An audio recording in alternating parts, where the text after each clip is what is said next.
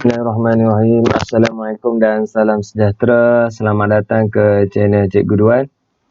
So, bagi yang pertama kali datang masuk ke channel Cikgu, jangan lupa like, share dan subscribe dan tekan butang loceng di bawah.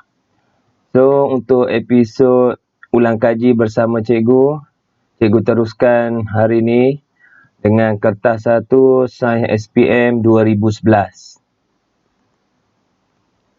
Okey, seperti biasa, pelajar isi nama, sekolah, okey. So, kita pergi kepada soalan pertama.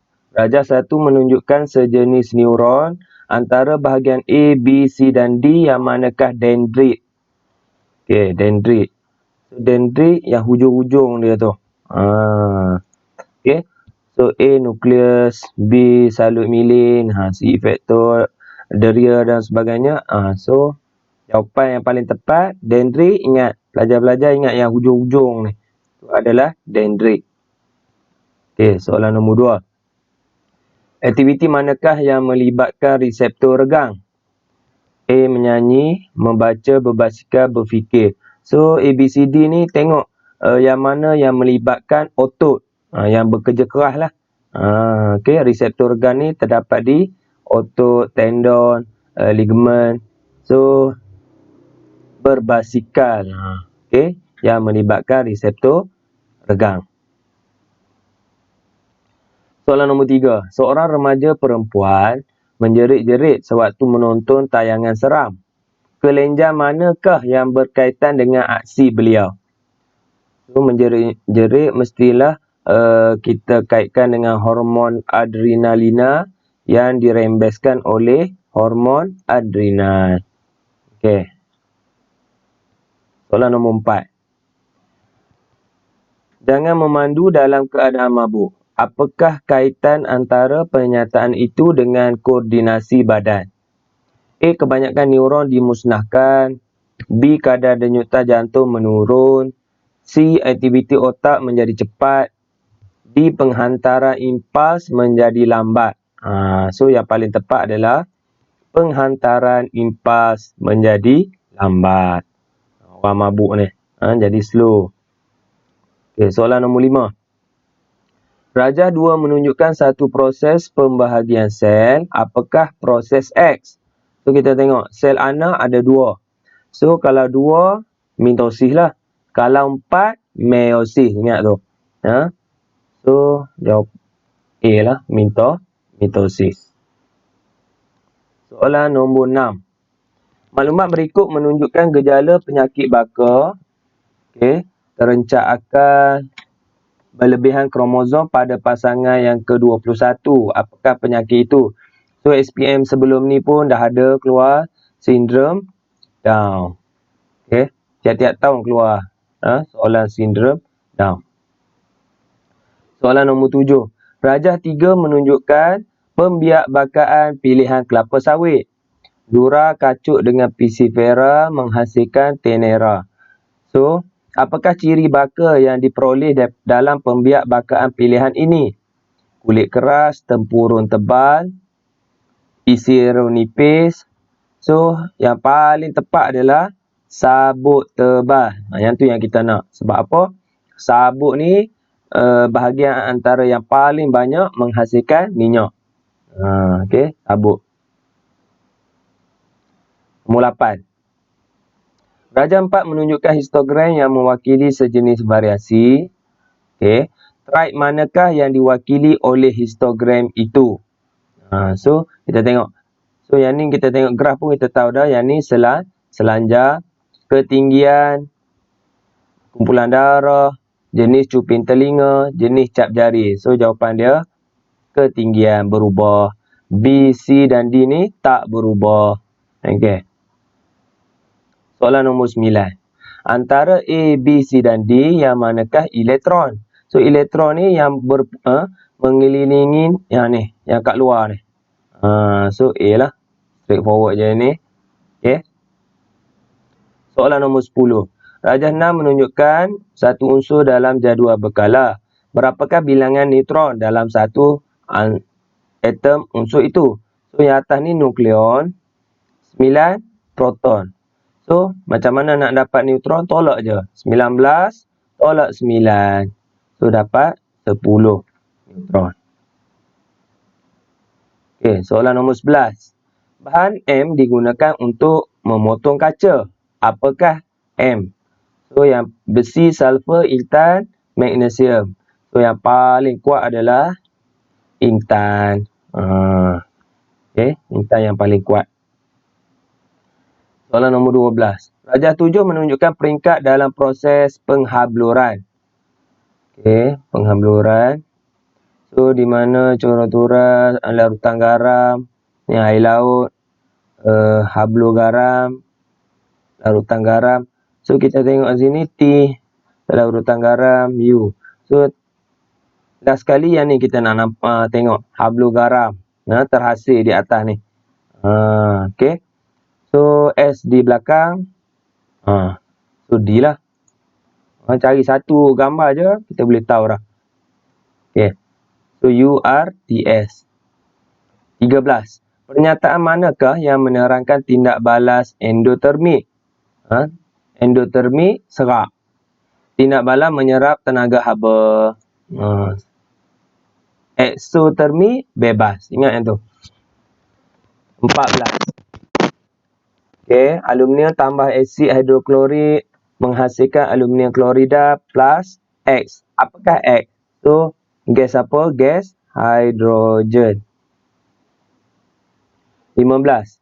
Rajah 8 menunjukkan susunan radas yang digunakan oleh seorang murid untuk menyadu kunci besinya. Okay, apakah logam Q? So, sama juga.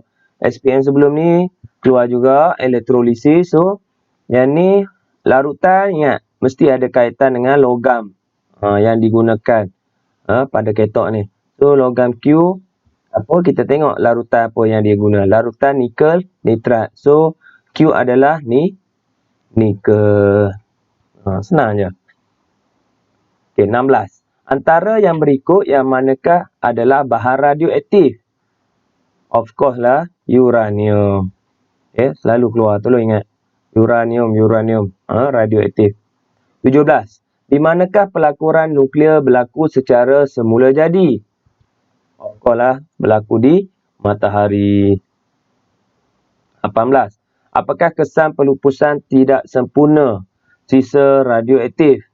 A. Pemusnahan ekosistem, penipisan lapisan ozon, perubahan suhu udara, perubahan keadaan cuaca. So, yang paling tepat, pemusnahan ekosistem. Bahaya ni radioaktif. 19. Rajah 9 menunjukkan seorang murid berdiri di hadapan cermin. Dia bergerak 1 meter. Okay, 1 meter ke arah cermin. Maksudnya dia duduk sini. Objek berada di A. Antara A, B, C dan D, yang manakah kedudukan yang betul? Image. Soalan dia nak tengok image dekat A. So, B lah. Sebab apa? Jarak mesti sama. Kalau objek dekat A, image adalah dekat B. 20. Seorang murid tidak mempunyai warna hijau untuk mewarnakan gambar daun. Apakah warna pigmen yang perlu dicampurkan untuk menghasilkan warna hijau itu? So, biru dan magenta, ataupun sian biru, sian kuning, ataupun magenta kuning. So, kalau pelajar hafal, macam mana nak menghasilkan hijau? Sian kuning. Sian kuning. Ingat berita harian semalam memperkasa bahasa Melayu Mak Hang Cute. Ingat itu. 21. Rajah 10 menunjukkan seekor burung merak jantan yang mempunyai bulu yang berwarna-warni. Apakah kepentingan ciri ini? So, mestilah untuk menarik perhatian. 22. Rajah 11 menunjukkan susunan atom dalam suatu bahan. Okey. Apakah fungsi atom asing ini? Melembutkan bahan, menghalang. So, B lah. Cari perkataan menggelongsor.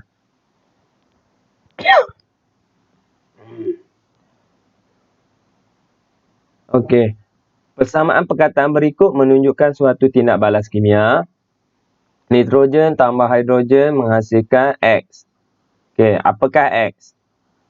So, mestilah amonia. Tolong ingat. 24. Darjah 12 menunjukkan lokasi kawasan perumahan di mana Adam tinggal. Akhir-akhir ini, dia mengalami masalah sistem pernafasan ataupun sistem respirasi yang membawa kepada penyakit asma. Apakah punca utama masalah tersebut? Pencemaran udara, terma, air ataupun bunyi. Mestilah pencemaran udara. 25. Darjah 13 menunjukkan sejenis mikroorganisma. Ini kita tahu dah, mukoroti. Dalam kumpulan manakah mikroorganisma ini? So, kulat. Senangnya. 26. Penyakit manakah yang disebabkan oleh kulat? AIDS, kolera, kurap, tuberkulosis ataupun TB. So, kulat ni mesti berkait rapat dengan kurap ataupun panau. 27. Darjah 14 menunjukkan sejenis vektor pada peringkat tertentu. Kaedah manakah yang paling sesuai untuk mengawal vektor itu pada peringkat ini? So, bila nyamuk dewasa ni, kita sembur insektisid ke kawasan persekitaran. Ataupun orang panggil foging. 28. So, yang ni pun kena kira. Seorang budak lelaki makan 100 mi goreng. So, 100. Okay, so pelajar kena berhati-hati sebab apa? Per 100 gram. So, bahagilah 100 siap-siap. So, yang ni 8.7. Darab dengan 100 mi goreng tambah 6.59 darab dengan telur 50 tambah 2 darab dengan 100 jus oranye. So, kita akan dapat 1399.5. Okey. So, ingatan sekali lagi, calon SPM sila bawa kalkulator untuk jawab kertas satu ni. 29. Okey. Apakah nutrien yang perlu ditambah kepada pokok itu untuk mengatasi masalah ini? So, masalah apa? Seorang suri rumah kurang berbunga. Pokok dia kurang berbunga. So, masalah apa? Tak cukup apa? A. Sulfur, B. Nitrogen, C. Kalium, D. Fosforus. So, fosforus lebih kepada buah. Kalium, so, lebih kepada bunga. Tu jawapan dia. So, pelajar hafal sikit. Okay. 30. Darjah 15 menunjukkan sebahagian kitar nitrogen.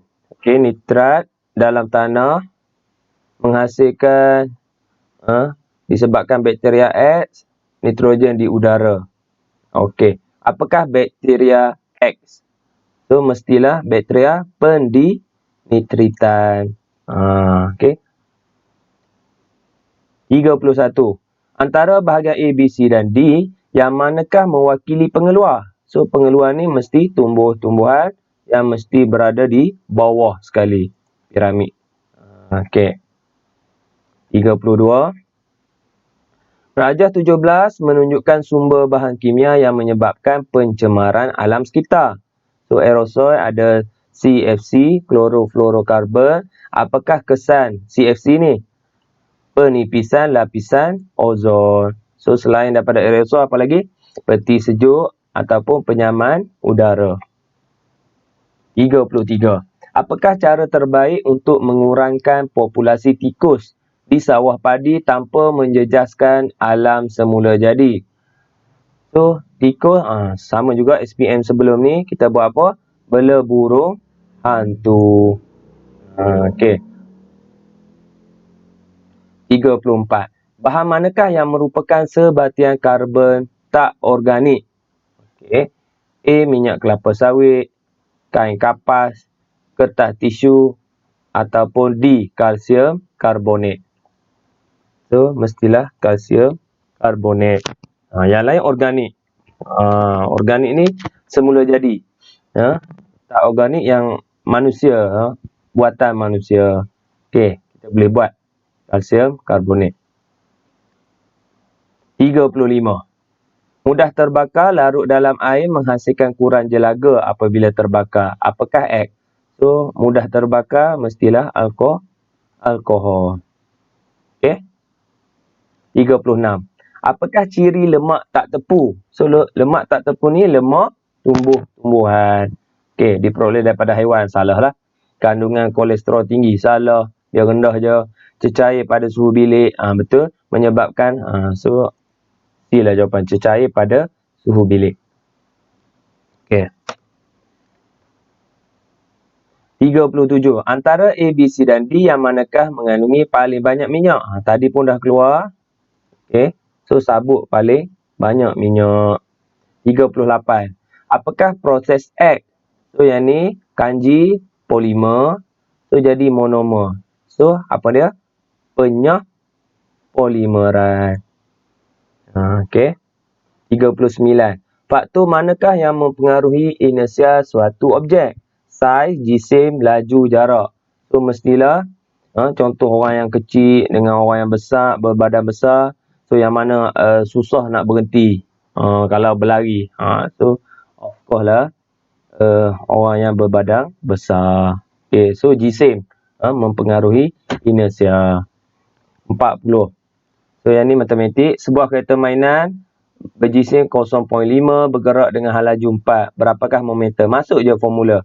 So, 0.5 darab dengan 4. 0.5 darab dengan 4. So, jawapan 2. B. 41. Antara A, B, C, D yang manakah mengenakan tekanan paling tinggi? So, sama juga SPM sebelum ni. Bila tekanan tinggi, luas paling kecil. Okay. So, luas permukaan yang paling kecil. A, B, C, D. So, antara yang kecil A dengan C lah. Yang mana lebih tajam? A lah. Itu cara dia. 42. Rajah 21 menunjukkan keratan rentas kapal selam. Situasi manakah yang menyebabkan kapal selam tenggelam paling dalam? So, bila paling tenggelam, mesti tangki ni penuh dengan air. So, yang mana paling banyak air? Okay. So, B lah. Okay. Yang ni tenggelam paling banyak. Paling dalam lah. Okay. 43. Makanan dipanaskan pada suhu 63 darjah Celsius selama 30 minit. Diikuti dengan penyejukan segera. Makanan manakah yang sesuai diproses dengan kaedah ini? So, mestilah jus ataupun susu. Okay. Pempastiuran. 44. Maklumat berikut menunjukkan ciri sejenis buah. Tahan rintangan, serangga prosa, tinggi kandungan nutrisi, rasa, warna, tekstur yang lebih baik. Kaedah yang paling sesuai untuk menghasilkan buah yang mempunyai ciri ini. Adakah kejuruteraan genetik, penggunaan baja kimia, pengurusan tanah yang berkesan, ataupun pendidikan dan bimbingan kepada petani? So, yang paling tepat adalah kejuruteraan genetik. Barulah semua ni ada ciri-ciri ni. Perlukan kepakaran kejuruteraan genetik. 45. Label manakah yang mematuhi peraturan makanan 1985? So, mesti ada tarikh luput. So, A ada tarikh luput. So, tak ada. Pangkah. Okay. B ada tarikh luput. Okay, tengok yang lain pula. Bahan-bahan. B tak ada pula. Okay, bahan-bahan. So, B tak ada. Tengok C dengan D. Tarikh luput C ada. Tarikh luput D ada. Okay. Ramuan ada. Ramuan ada. Berat bersih ada. Berat bersih ada. So, yang ni pula tak ada. Dia mesti ada alamat pengeluar. So, C tak ada. D lah jawapan dia. Okay. 46. Apakah ciri getah asli? A. Kuat. B. Elastik. C. Tahan haba. ataupun D, konduktor elektrik. Salah dah, getah penebat. Tahan haba. Getah asli tak tahan haba. Kuat, dia tak kuat. So yang paling tepat adalah elastik. 47. Plastik manakah yang merupakan plastik termoset yang paling kuat? So selain daripada bakelite, melamina ataupun polimer epoxy, hafal lah. Tolong hafal. 48. Kaedah manakah yang sesuai untuk melupuskan polimer sintetik bagi memelihara alam sekitar? Bakar di tempat terbuka, salah. Bakar dalam incinerator, okey. Buang ke dalam sungai, salah. Buang ke dalam hutan. So, bakar di kawasan dia yang ada mesin incinerator. Okey.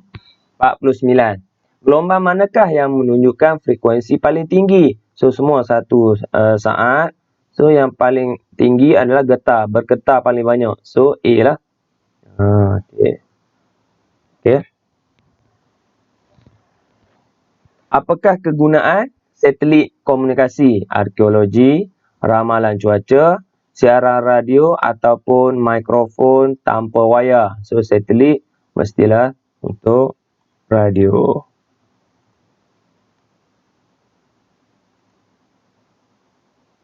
Alhamdulillah, 50/50. So, itu saja dari cikgu untuk kali ini. So, kalau anda suka video cikgu, jangan lupa like, share dan subscribe dan tekan butang loceng di bawah. Sehingga berjumpa lagi dalam siri ulang kaji seterusnya. Assalamualaikum.